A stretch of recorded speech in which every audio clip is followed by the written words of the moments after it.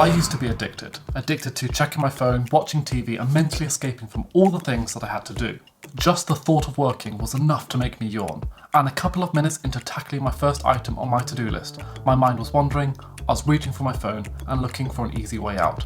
I was looking for literally any excuse to avoid hard work. But things are different now. I've no problem whatsoever sitting down for extended periods of time doing work that, I guess to many people, looks rather boring. Things like writing long articles, reading dense chunks of text, and checking off admin tasks that are just so easy to put off or completely ignore. And the key to all of this was understanding my unhealthy relationship with dopamine. Dopamine plays a crucial role in shaping our behaviour, motivating us to take action, and altering our levels of pleasure and reward in response to various stimuli. But our increasing dependence on technology, social media and instant gratification is contributing to a dysregulation of dopamine release, which is leading to a whole heap of addictive behaviours that are negatively impacting our mental health, physical health and social relationships. For example, it's just so easy to get caught up in the endless scrolling of TikTok or Twitter or any other platform that's designed to capture and hold our attention.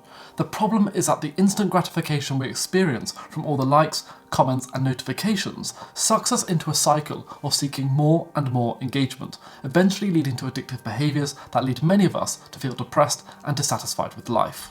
We've no doubt all experienced these feelings before, but what a lot of people don't quite realise is that dopamine plays this super important role in all of our lives. Our bodies are constantly producing dopamine at a steady rate to maintain a certain baseline level in a process known as tonic release. For example, dopamine is what drives us to get out of bed or to brush our teeth or to clean the dishes or to, get on with our work, for example. It's also what helps us to regulate our mood and behaviour. So without dopamine, we'd quite literally do nothing. This baseline level of dopamine is also going to be different from person to person, meaning that some people are going to be more motivated and driven compared to others. So if we have a higher baseline level of dopamine, we're going to be more motivated than someone else. The problem then is that the more times we do stuff that causes this spike in our dopamine levels in a process known as phasic release, we are essentially disrupting our baseline levels of dopamine, which completely screws up our mood, our motivation and our behaviour. So when we do stuff that we enjoy, we get this huge boost in our dopamine levels. But if we keep doing this thing over and over and over again, eventually the amount of pleasure and excitement we get from doing that thing begins to gradually fall. And then at some point we might decide, actually, I don't really enjoy doing this thing anymore, and we decide we're just going to quit, we're going to stop doing that thing.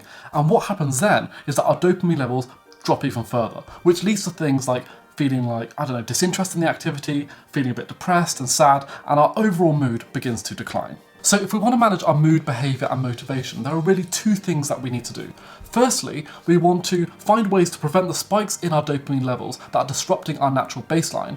And secondly, we want to find a way to sustainably increase our baseline levels of dopamine such that we feel happier, more driven and more engaged with the world around us. So to start, let's address the initial question of how to prevent these surges in our natural dopamine levels. Now the key here really is to understand which activities are triggering dopamine spikes, as this will allow us to effectively regulate them.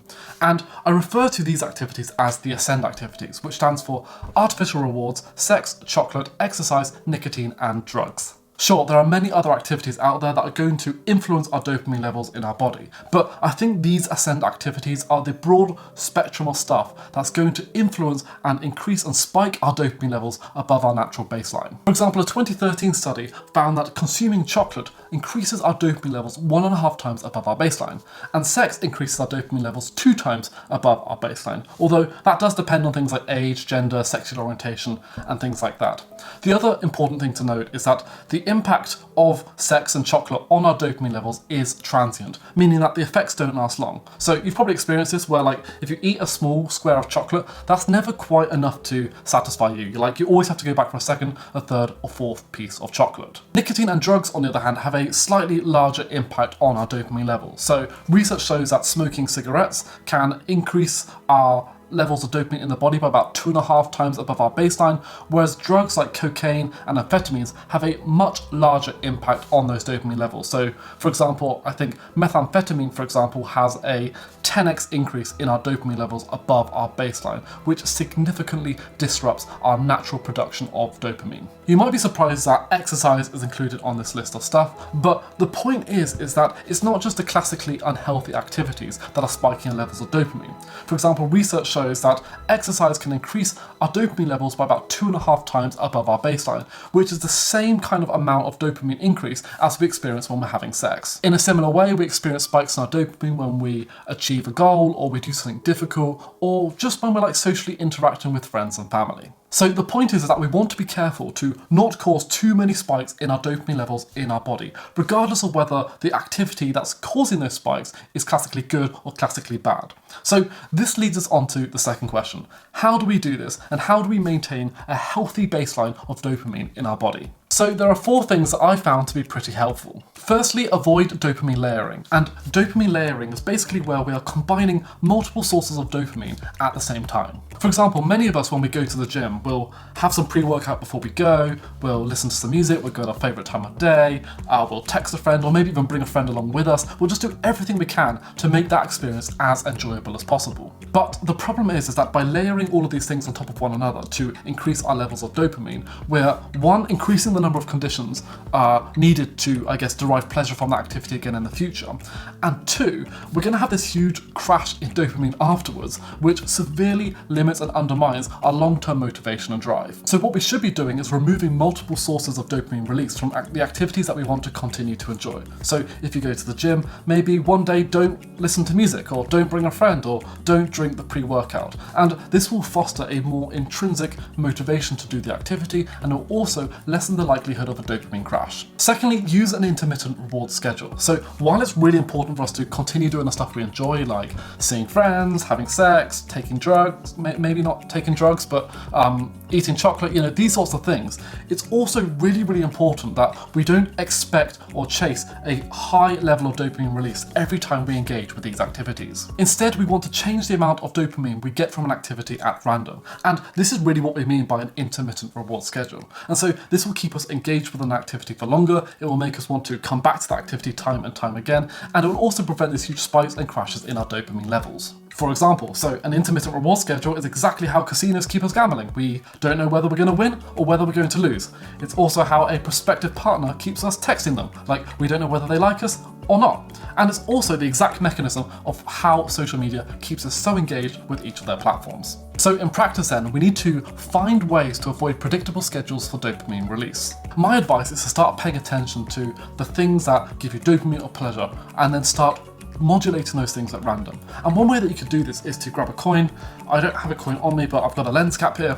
And you can use this coin to decide whether or not to include the dopamine supportive element while doing that thing. So for example, going back to the gym example, we could flip a coin to decide whether or not we're going to include music, because music for a lot of people makes that experience more enjoyable. So if we flip the coin, and if it lands on heads, then we could go, okay, I'm going to take the music, but if it lands on tails, then we can leave the music at home. Another thing we can do is to not celebrate every win. So the next time we reach a certain milestone, instead of like celebrating and having a party at that particular moment, we can just decide to keep going and learn to associate that feeling of winning with the effort itself. In fact, you can learn to evoke dopamine release from doing a difficult thing, from the friction and challenge of hard work. And that's a far healthier form of dopamine release than getting it from purely pleasurable activities. Third, build a healthy morning routine. Just getting 10 to 30 minutes of sunshine every morning is enough to boost our baseline of dopamine, and also if we do this consistently, it will increase our levels of gene expression for certain dopamine receptors. In other words, sunlight helps us to use dopamine more effectively, which helps to improve our mood, makes us more motivated and driven, and also helps us to think a little sharper.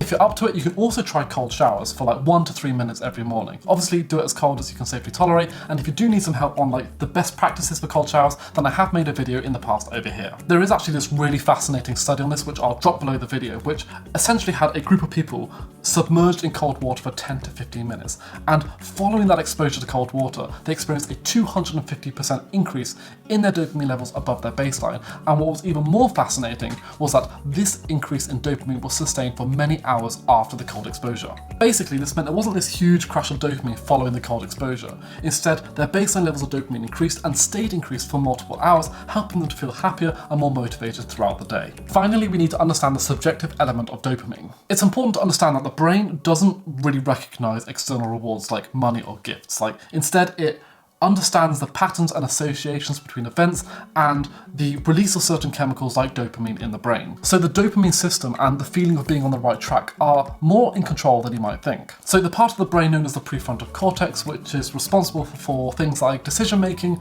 and planning, is directly connected to our dopamine pathway, which means that we have the ability to influence our levels of drive and motivation depending on our beliefs and perceptions. So when we tell ourselves that we are making good progress towards a goal, that can lead to significant increases in dopamine in our body. And this isn't just some sort of weird placebo effect, it's like totally legit science. There is this really powerful connection between our thoughts and the chemicals released in our brain. Of course, it's really important to be honest with ourselves, like we can't just trick our brain into thinking it's achieved something it hasn't. But as we make progress, we should register and acknowledge those achievements because this can be a huge stimulator of dopamine release and keep us motivated on our journey.